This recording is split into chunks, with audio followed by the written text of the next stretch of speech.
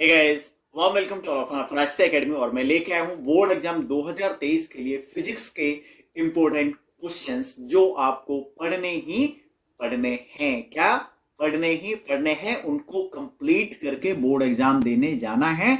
आपको अगर अपनी परसेंटेज इंक्रीज करनी है तो भी इन क्वेश्चंस को पढ़ना है। और अगर पास होना, सर कैसी बात करते हो, हम पास नहीं होंगे? क्योंकि भाई कुछ ऐसे भी हो आप लोगों में से जो भाई बोर्ड से 1 महीने पहले पढ़ते हैं, और कुछ ऐसे भी होते हैं, मुझे पता है, जो एक रात पहले ही पढ़ते हैं। ठीक है ना बेटा? तो ये वो क्वेश्चंस हैं, ठीक है, जिनको पढ़ के आप अपनी परसेंटेज इंक्रीज कर सकते हो। कुल मिला के इन क्वेश्चन को छोड़ने का कोई अपने पास चॉइस नहीं है, ये तो करने ही करने हैं। अगर आपको पास होना है तो भाई इनको करना ही पड़ेगा, कोई भी चॉइस बेटा आपके पास नहीं है। अगर आप तो स्टार्ट करता हूं मैं क्वेश्चंस, ठीक है ना, बहुत इंपॉर्टेंट क्वेश्चंस हैं, लेकिन मैं दूसरे लोगों की तरह ये नहीं कहूंगा कि आप केवल इन क्वेश्चंस को कर लो और आपका 94 बोर्ड एग्जाम फोड़ दोगे। ऐसा कुछ भी नहीं है। बोर्ड एग्जाम फोड़ने के लिए पूरी साल मेहनत करनी पड़ती है ढंग से, ठीक है ना, 90% के लिए। लेकिन हाँ, अगर आप पूरी साल मेहनत कर रहे हो, ठीक है, तो अभी इंपॉर्टेंट क्वेश्चंस है इसमें, और टॉपिक्स पे अपन बात करेंगे। नेक्स्ट वीडियो आपका इंपॉर्टेंट टॉपिक्स का आएगा, फिजिक्स का, ठीक है। फिर अपन केमिस्ट्री से लेंगे, और कुछ क्वेश्चंस या कुछ जो न्यूमेरिकल्स होंगे जो इंपॉर्टेंट आए हैं या फिर जिस पैटर्न पे आते हैं, मैं उनको आपको करवाता रहूंगा। उनके वीडियोज आपको मिलते रहेंगे, ठीक है बेटा। तो अपन क्वेश्चन की तरफ बढ़ते हैं। यहाँ पे भी जो मैंने क्वेश्चन है वो चैप्टर वाइज ही अटैच किए हुए हैं। सबसे पहले अपना जो क्वेश्चन है बेटा वो है, किसी वैद्युत द्विध्रुव के कारण अक्षीय स्थिति में वैद्युत क्षेत्र की तीव्रता का व्यंजक स्थापित करो, ठीक है ना। तो हिंदी इंग्लिश ये दोनों में है। दोनों जो भी सीबीएसई बोर्ड से हो या फिर जो हिंदी मीडियम बोर्ड से, तो वो दोनों ही स्टूडेंट के लिए मैंने ये क्वेश्चंस को हिंदी इंग्लिश में वो कर रखा है, ठीक है। तो आप इससे क्वेश्चन को समझ सकते हैं। क्लियर? अच्छा, यहाँ पे बेटा ये अक्षीय और निरक्षीय दोनों स्थिति में पूछा जाता है, ठीक है। तो आप अगर अक्षीय के साथ अगर निरक्षीय को तैयार कर ले तो ज्यादा बेटर रहेगा, ठीक है। अक्षीय तो करना ही करना है, आप दोनों तैयार करें इसको, ठीक। अब वैद्युत द्विध्रुव के कारण निरक्षीय स्थिति में वैद्युत क्षेत्र की तीव्रता का व्यंजक, ठीक है। अक्षीय निरक्षीय अपने दोनों ही रख रखे हैं यहाँ पे, तो दोनों ही आपको तैयार करने हैं, ठीक है, अक्षीय और निरक्षीय। अच्छा, विभव का भी आपको ध्यान रखना है, ठीक है। विभव पे भी पूछा जाता है, लेकिन अपन गॉस की प्रमेय की बात करते हैं। तो गॉस की प्रमेय की स्थापना करो, या गॉस की प्रमेय, ठीक है। Establish Gauss theorem, find the electric field intensity due to uniformly charge straight wire of infinity length, ठीक है ना। तो ये आपको क्वेश्चंस दोनों भाषाओं में हैं, ठीक है, इंग्लिश हिंदी। जो भी जिस बोर्ड के बच्चे हैं वो आसानी से उसको समझ पाएंगे, कोई दिक्कत इश्यू नहीं होगी। और जो भी आपको आपके बोर्ड एग्जाम से रिलेटेड कोई डाउट है तो आप कमेंट बॉक्स में कमेंट कीजिए, आपको उसका रिप्लाई दिया जाएगा। और आप पर्सनली मुझसे जुड़ें, ठीक है, तो उसके लिए आपको टेलीग्राम ऐप डाउनलोड करना पड़ेगा, और डिस्क्रिप्शन में उसका लिंक है जहां पे आपको 12th के नोट्स भी प्रोवाइड कर दिए गए हैं। उसमें बहुत सारे नोट्स पड़े हुए हैं। और दूसरा, आपको जो प्रॉब्लम है वो भी आप मुझे डायरेक्टली बता सकते हो, वहां पे आपको डायरेक्ट सॉल्यूशन मिल जाएगा। क्लियर? नेक्स्ट क्वेश्चन की तरफ बढ़ते हैं बेटा। किसी वैद्युत द्विध्रुव की अक्ष पर स्थित किसी वैद्युत विभव के कारण सूत्र की स्थापना करें। मतलब कुल मिला के वैद्युत विभव ज्ञात करना है किसी अक्ष पे, ठीक है। तो ये आपको ध्यान रखना है। एक समान वैद्युत क्षेत्र में किसी वैद्युत द्विध्रुव को घुमाने में किया गया कार्य का व्यंजक। देखो, इस पर न्यूमेरिकल भी आता है, ऑप्शन भी आता है, तो बेटा ध्यान रखना है, ये तो करना ही करना है, ठीक है। और जितने भी डेरिवेशन हैं, अब एक बात ध्यान रखना एक चीज को, कि अगर डेरिवेशन नहीं आ रहा है तो उससे रिलेटेड न्यूमेरिकल के आने के चांस है।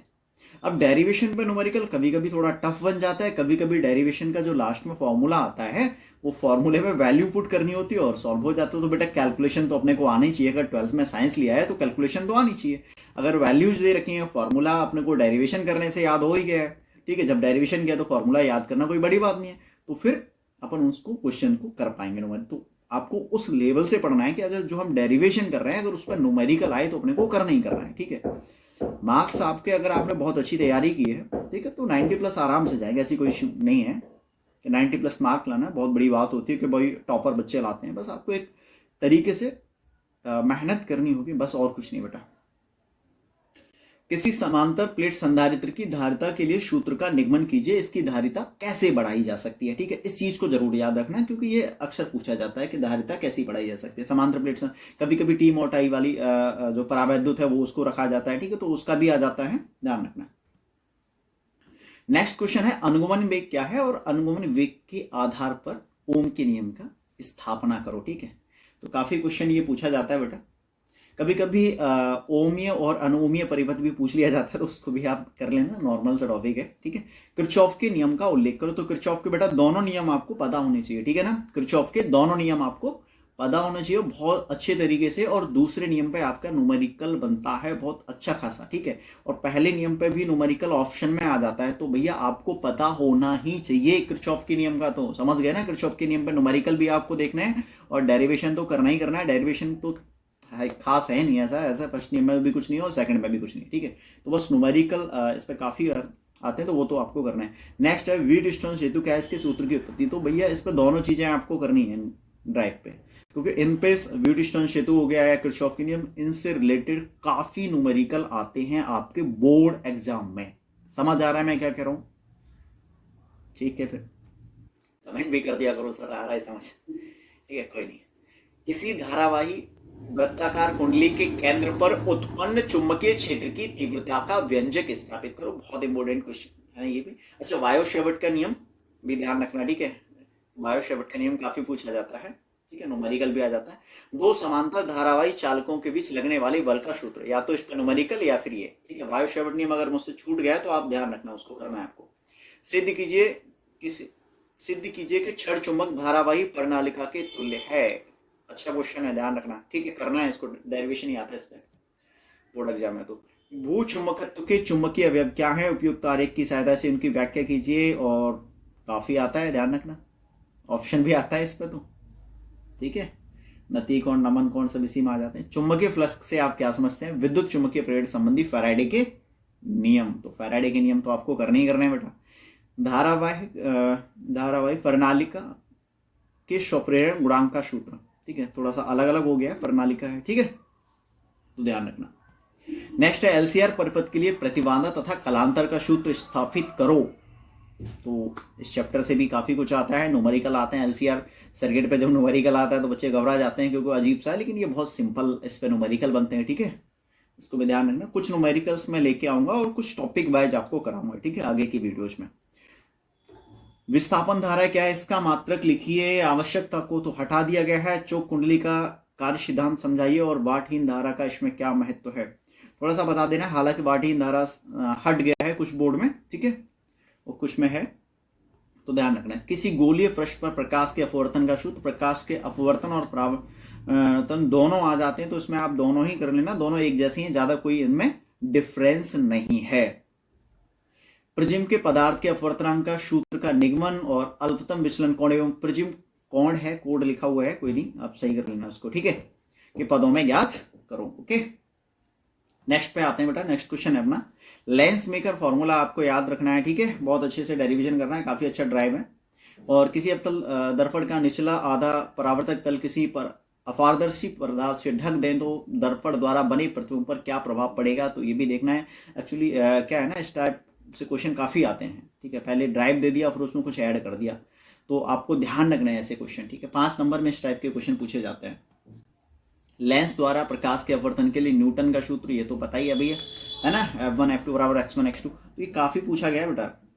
जब प्रतिबिंब स्पष्ट दृष्टि की न्यूनतम दूरी पर बनता है तब दूरदर्शी का नामांकित चित्र बनाइए और इसकी आवर्धन क्षमता के लिए व्यंजक व्युत्पन्न कीजिए। तो काफी इंपोर्टेंट क्वेश्चन है ये भी, लाइट यूनिट से। वर्ड विक्षेपण क्षमता क्या है और अपवर्तनांक का सूत्र के पदों में उसको लिखना है, तो सिंपल है। ठीक है, किसी परावर्ती दूरदर्शी का किरण पथ खींचकर उसका प्रतिबिंब बनाना है और थोड़ा सा उसमें एक्सप्लेन करना है। देखो मैंने कहा है ना आपको, टेलीग्राम चैनल आप ज्वाइन कर लीजिए हमारा, उसमें नोट्स भी है, ठीक, आपको कोई इश्यू नहीं होगा, वहां से कर सकते हो सारी चीजें। हाइगेंस के द्वितीयक तरंगिकाओं का सिद्धांत और अपवर्तन की व्याख्या और परावर्तन की भी कर लोगे तो ज्यादा बढ़िया रहेगा, क्योंकि दोनों में से क्वेश्चन आ जाता है। यंग का दुष्लित प्रयोग तो आपको करना ही करना है, केंद्रीय फ्रिंज की चौड़ाई और ये सब चीज आपको आना चाहिए। पतली झिर्री वाला विवर्तन का ये प्रयोग भी आपको करना ही करना है बेटा। ठीक है, बाकी स्क्रीनशॉट लेते जाओ। ठीक है, प्रकाश विद्युत प्रवाह संबंधी आइंस्टीन का जो प्रकाश विद्युत समीकरण की स्थापना करना, और उस पर कभी कभी है ना थोड़ी बहुत थ्योरी भी आ जाती है, तो आप इसको ध्यान रखें।